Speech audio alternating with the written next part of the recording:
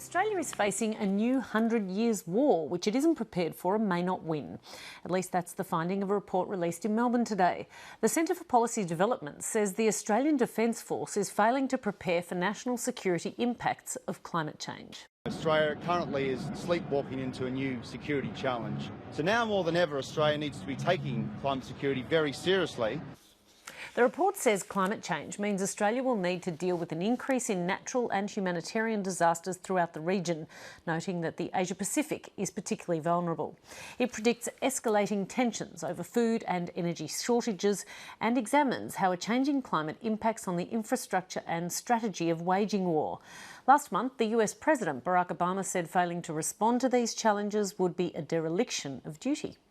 Denying it or refusing to deal with it endangers our national security. It undermines the readiness of our forces. So politicians who say they care about military readiness ought to care about this as well.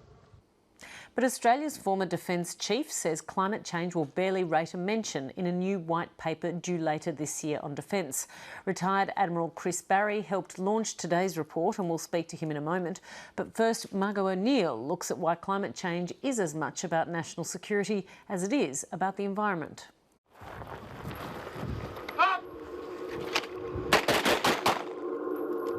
It began as a routine army munitions exercise outside Lithgow in New South Wales in 2013. It sparked a ruinous bushfire, scorching more than 50,000 hectares and destroying 5 homes. Oh, look at the fire, it's bad. Jesus. It was just overwhelming. The heat, the cracking of the glass, the fire coming in.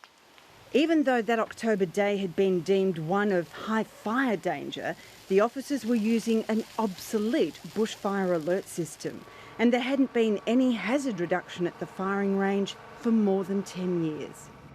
The Army apologised, and a defence investigation recommended that in future officers pay more attention to both the weather and the fire danger ratings. Defence operates the largest real estate portfolio in this country, around 60 military bases, thousands and thousands of hectares of real estate that they manage. Think about the impacts of military training and managing those ranges, given the environmental impacts of a changing climate. Keep going, keep going! But it's just one example. There's also the increasing incidence of extreme heat. Think of the implications of health for our 80,000 full-time and part-time military soldiers and sailors and airmen, with an increase in significant increase in temperature. So that's an issue. Just as elite sportsmen have to manage operating in a changing climate, so too do our armed forces. And there's the prospect of broader regional upheaval. The impacts of sea level rise may lead to displacement of people, resulting in implications for border security. Climate change may well have impacts on food production, and rising food prices may impact on political stability in our region.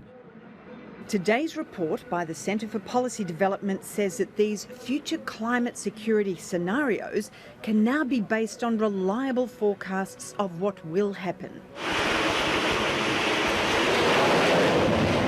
Already the US and UK militaries are incorporating such scenarios into their strategic planning, but not so Australia. The report says there's a perception that the Australian Defence Force has an institutional reluctance to address this critical security challenge comprehensively. Some officials don't accept the scientific consensus that climate change is a serious problem. Others worry that it's too political for the ADF to take a stand.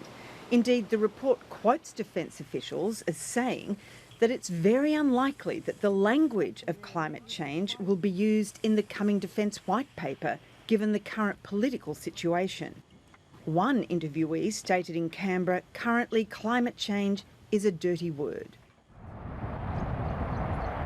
But its ramifications for deploying troops in the future are profound. For instance, a defence force doesn't get very far if it doesn't have enough fuel, and climate change threatens the reliability of traditional supplies. turning to alternative fuels and seeking greater energy efficiency is also related to a changing climate. And both in Britain and the United States, they're increasingly looking at alternative fuels, not only to reduce the climate impact of their operations, the climate carbon footprint, but also to increase their sustainment in operations. The concern among many military analysts is that a tipping point may come when multiple disasters and events overwhelm the ADF if it hasn't planned ahead to ensure the right equipment and training is in place.